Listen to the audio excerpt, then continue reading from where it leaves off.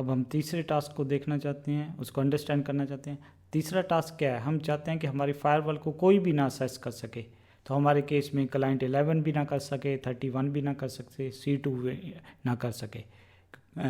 तो उसके लिए हम क्या रूल लिखेंगे, ये रूल तो और भी ज़्यादा सिंपल है, IP tables minus type of firewall जो है हमारी वो फिल्टर है, इनपुट डायरेक्शन है। और यहाँ पे हम सोर्स डिफाइन ही नहीं कर रहे, सोर्स नहीं डिफाइन कर रहे तो सारे सोर्स मीन कोई भी सोर्स से अगर ट्रैफिक आएगा उसको वो क्या कर देगा, ड्रॉप कर देगा।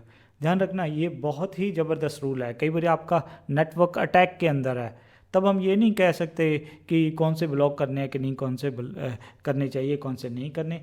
तब हम एक रूल लेके देते हैं, इससे क्या होगा, सारा जो इनवर्ट ट्रैफिक है आपके नेटवर्क की आ रहा है तो वो क्या हो जाएगा, ब्लॉक हो जाएगा। उससे क्या है कि हमारा जो है एक्सटर्नल अटैक से बच जाएगा। बाद में हम आइसोलेट कर सकते हैं भी कहाँ से प्रॉब्लम आ रही थी, तो फिर हम उसको रूल्स को थोड़ा सा लेस रिस्ट्रिक्टिव बना सकते हैं।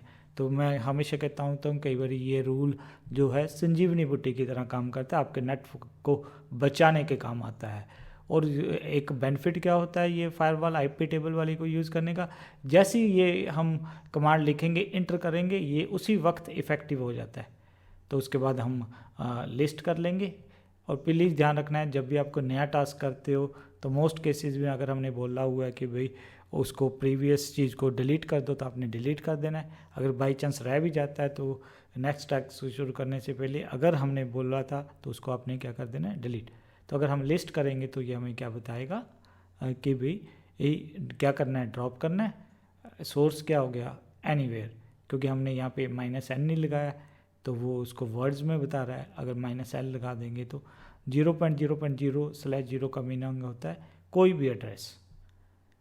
तो उसके बाद हम क्या करेंगे, क्लाइंट 1 पे जाके SSH करने की कोशिश करेंगे, फायरवॉल को नहीं करने देगा। 31 पे करेंगे, नहीं करने देगा। C2 पे जाके भी करने की कोशिश करेंगे, नहीं करेगा। इससे क्या प्रूव हो जाता है कि हमारे किसी भी ट्रैफिक को वो जो फायरवॉल की तरफ जा रहा है उसको वो क्या करेगा, ब्लॉक करेगा।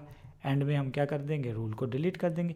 इस टाइम हम वो नहीं कमांड चला रहे कि जो कमांड लिखी हुई थी उसके अंदर A की बजाय -d नहीं लिखा।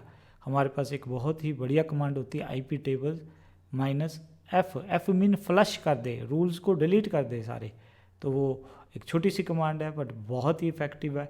तो इससे क्या होगा, सारे रूल डिलीट हो जाएंगे। हमारे केस में तो एक ही रूल था। तो उसके बाद हम क्या करते हैं, IP टेबल लिस्ट।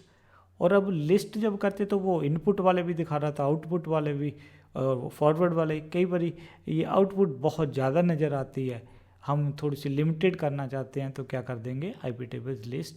तो इनपुट अगर लिखेंगे तो वो सिर्फ किसके बारे में बताएगा, इनपुट के बारे में बताएगा।